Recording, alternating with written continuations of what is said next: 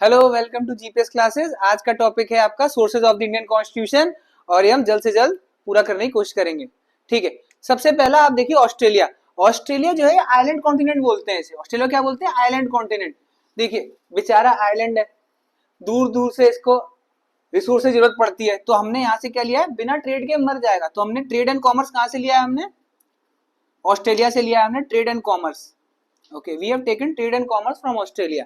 Number one.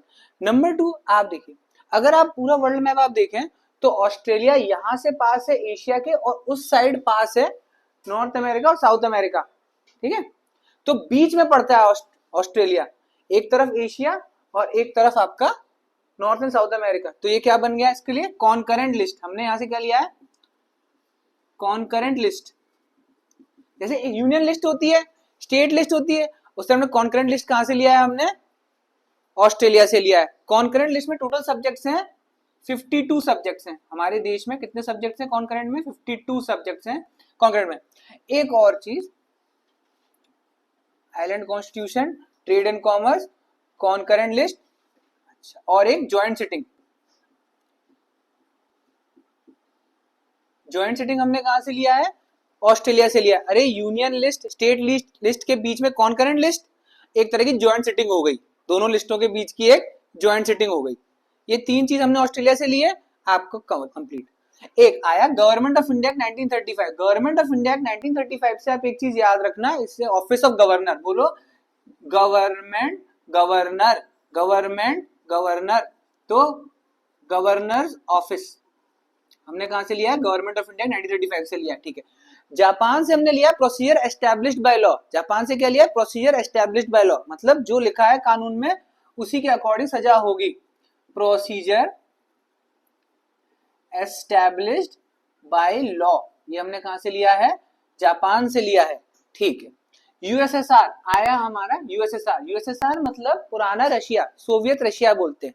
यहां से हमने क्या लिया था? यहां से हमने लिया फंडामेंटल ड्यूटीज। फंडामेंटल ड्यूटीज हमने कहां से लिया? यूएसएसआर से लिया है हमने। और हमने यहां से लिया है 5 ईयर प्लान। 5 ईयर प्लान हमने कहां से लिए हैं? यूएसएसआर से लिए। बात क्या है ना, यूएसएसआर रशिया इतना बड़ा है कि वहां पर लोगों को पता चलता कि सरकार कर क्या रही है, तो उसके लिए 5 ईयर प्लान बनाने पड़े कि 5 सालों तक एक ही चीज को खींचते रहे। ठीक है, 5 ईयर प्लान, फंडामेंटल ड्यूटी। अच्छा, ये हुआ। फिर जर्मनी आया। Germany Weimar constitution. जर्मनी में हिटलर था ना, हिटलर ने क्या किया था? फंडामेंटल राइट हटा दिए थे, तो सारा फन खत्म कर दिया। तो वेमार कॉन्स्टिट्यूशन, जर्मनी कॉन्स्टिट्यूशन का एक और नाम है वेमार कॉन्स्टिट्यूशन। यहाँ पर क्या किया था? Suspension of fundamental right during national emergency. इससे हमने ये लिया कि इमरजेंसी के टाइम पर हम फंडामेंटल राइट हटा सकते हैं। Suspension of fundamental rights during national emergency. During national emergency, ये हमने कहां से लिया? रशिया से लिया। नेशनल इमरजेंसी का आर्टिकल अंडर आर्टिकल 352। 352 हमारा नेशनल इमरजेंसी का आर्टिकल है, और हमारे फंडामेंटल राइट आप हटा सकते हो ड्यूरिंग नेशनल इमरजेंसी। पर याद रखना, आर्टिकल 19 जो है फंडामेंटल राइट्स में, वो तो तुरंत इंस्टेंटली जैसे ही नेशनल इमरजेंसी डिक्लेयर हुई है, राष्ट्रपति ने साइन किया, article 19 freedom of speech, expression और घूमना फिरना, वो तुरंत उड़ जाएगा। बट आर्टिकल 20 और 21 नहीं जाएगा। आर्टिकल 20 है फ्रीडम फ्रॉम अरेस्ट, और 21 है right to life with dignity. ये आपका नहीं जाएगा, नेशनल इमरजेंसी लग जाए तब भी। 20 और 21 याद रखना। 19 तुरंत चला जाएगा। 19 के लिए कोई सेपरेट ऑर्डर लाने की भी जरूरत नहीं होगी। अच्छा, फ्रांस, भाई आजकल क्या बहुत टाइम से न्यूज में है। फ्रांस से हमने लिया रफेल। फ्रांस से हमने क्या लिया? Rafale jet. तो रफेल से याद रखना, आर से रिपब्लिक, एफ से फेटर्निटी, ई से इक्वालिटी, एल से लिबर्टी।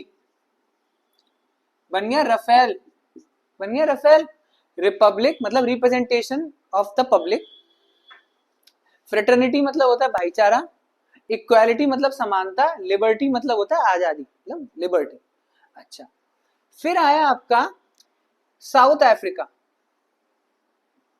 साउथ अफ्रीका से हमने लिया है इलेक्शन ऑफ द मेंबर्स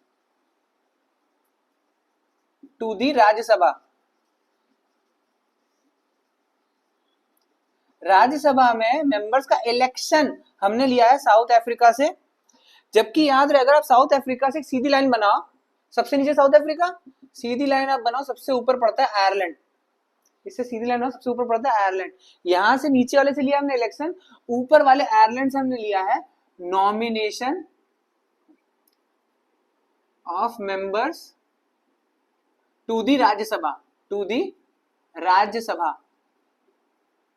आप लोग बस याद रखना, नॉमिनेशन हमने लिया है ऊपर आयरलैंड से, और सबसे नीचे साउथ अफ्रीका से लिया है हमने election to the member of Rajya Sabha.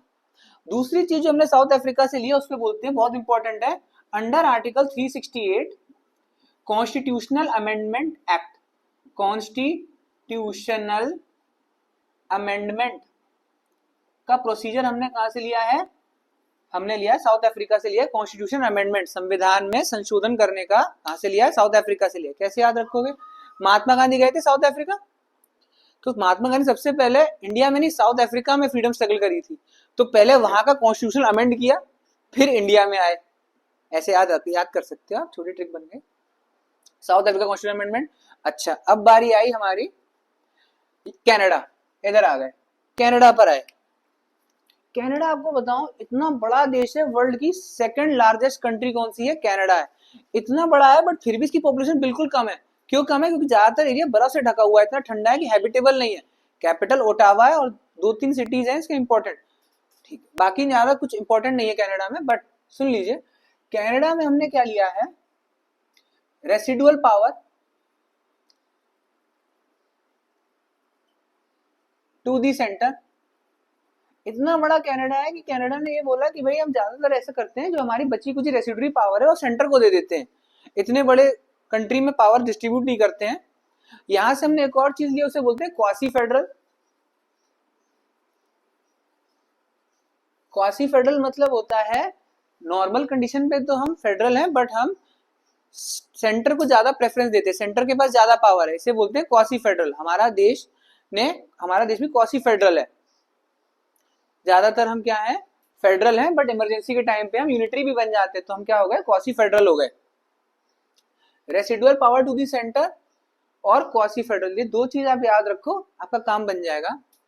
America, USA, America याद रखना, 1770s में जब यहाँ हैदर अली थे, मैसूर वॉर चल रहा था, उस टाइम पर ही अमेरिका की आजादी हो गई थी। अमेरिका को इतनी पहले आजादी हो गई थी, तो इसने क्या इंट्रोड्यूस किया था, bill of rights. Bill of rights मतलब फंडामेंटल राइट्स।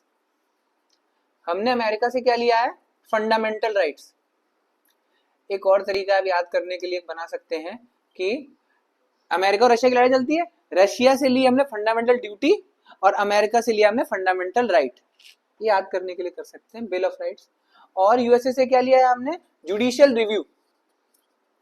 आपको पता होगा कि अमेरिका में जुडिशियल सुप्रीमेसी है, वहां पर पार्लियामेंट कोई कानून बनाता है तो जज वहां का इतना पावरफुल है कि उसे काट सकता है, उससे हमने लिया जुडिशियल रिव्यू।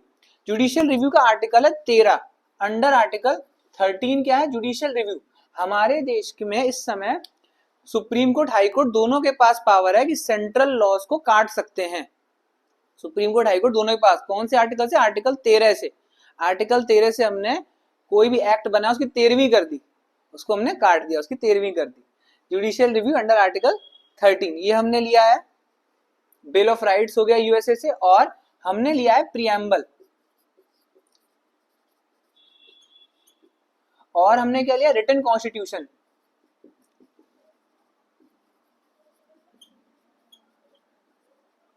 प्रियम्बल और रिटन कॉन्स्टिट्यूशन हमने कहां से लिया है, यूएसए से लिया है। यूएसए ने वर्ल्ड का पहला लिखित कॉन्स्टिट्यूशन लिया था, जबकि इंग्लैंड में अनरिटन कॉन्स्टिट्यूशन है। अमेरिका का रिटन कॉन्स्टिट्यूशन, रिटन कॉन्स्टिट्यूशन के फ्रंट पेज पे प्रीफेस आपका बना प्रियम्बल की मेन मुद्दे की बात क्या है, मोटी मोटी बातें क्या है।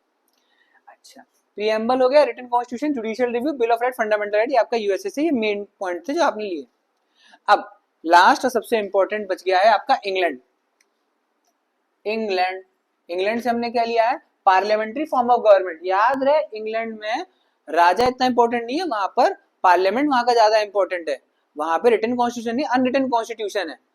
इंग्लैंड से हमने क्या लिया है, parliamentary form of government. Parliamentary form of government,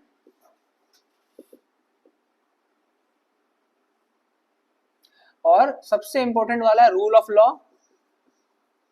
कानून का राज चलेगा। अगर रूल ऑफ लॉ इंग्लैंड में नहीं होता तो महात्मा गांधी को कितने साल पहले ही मार देते। जब 1915 में वो आए थे महात्मा गांधी साउथ अफ्रीका से 9 जनवरी को, तभी अगर उन्हें मार देते तो फ्रीडम मूवमेंट उस तरह की नहीं हो पाती ऐसे हुई। ठीक है, भगत सिंह को भी उन्होंने पूरा ट्रायल हुआ, जेल में डाला, पूरा प्रोसीजर फॉलो हुआ। ठीक है, rule of law, rule of law हमने कहां से लिया? इंग्लैंड से लिया। इतने हमारे फ्रीडम फाइटर्स हैं, ब्रिटिश चाहते तो एक झटके में सबको मारना शुरू कर देते। कई हमारे फ्रीडम फाइटर्स मारे भी गए, but still rule of law follow हुआ, और हमने कहां से लिया? इंग्लैंड से लिया है rule of law. Parliamentary form of government, rule of law, England से। और 2-3 चीजें लिख लीजिए। सिंगल सिटीजनशिप, सिंगल सिटीजनशिप मतलब हम भारत के नागरिक हैं। हम ऐसे नहीं है कि यूपी के नागरिक और भारत के नागरिक हैं, ऐसा 2 पासपोर्ट नहीं, हमारा एक ही पासपोर्ट है। जबकि अमेरिका में स्टेट का अलग सिटीजनशिप होता है और अमेरिकन सिटीजनशिप अलग होती है। 2 अलग अलग सिटीजनशिप लेके चलते हैं वो लोग। वहां डुअल सिटीजनशिप है अमेरिका में, बट इंडिया में सिंगल सिटीजनशिप है जो हमने लिया है इंग्लैंड से। Rule of law, single citizenship, parliamentary form of government, और एक लास्ट है आपका by cameral legislature. By cameral legislature, by cameral legislature का मतलब ये है लोकसभा राज्यसभा, 2 हमारे पास हाउस है पार्लियामेंट में, लोकसभा राज्यसभा, इसको बोलते हैं by cameral legislature. By camera कैसे याद करोगे? बाई मतलब 2, कैमरा मतलब कमरा से याद करो, बाई 2 कमरा, तो बाई कैमरल लेजिस्लेचर मतलब lower house upper house, Lok Sabha Rajya Sabha. ठीक है, ये आपका एक बेसिक ओवरव्यू हो गया है sources of the Indian constitution का, और ये आपका टॉपिक कंप्लीट है। इतना भी अगर आप याद रख के जाएंगे तो आपका काफी हो जाएगा। Thank you very much.